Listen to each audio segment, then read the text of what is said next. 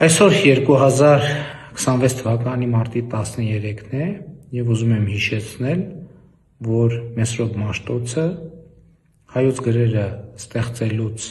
հետո այդ գրերով առաջինը գրել է Աստվածաշնչի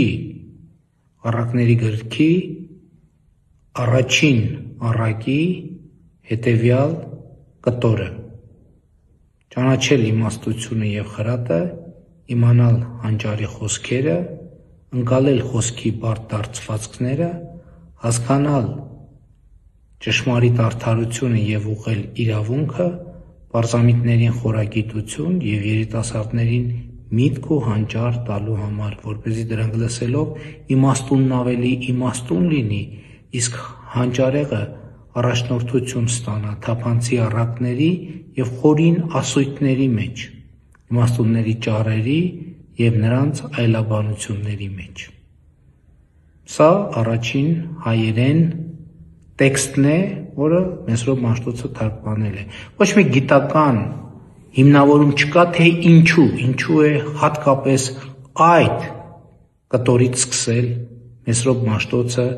հայերեն նոր տեքստի ստեղծումը։ Ես շատ եմ մտածել այդ մասին և իմ եզրակացությունն այն է, որ 405 թվականին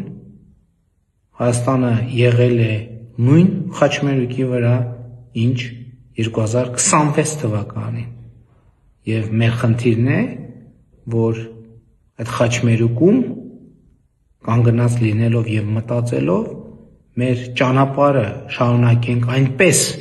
ինչպես պետք է շարունակենք, որպեսզի հետագայում ողբամ քեզ հայոց աշխարհը չգրվի։ Հավանիչ տեսանյութ և բաժանորդագրվիչ, նորությունները բաց չթողնելու համար։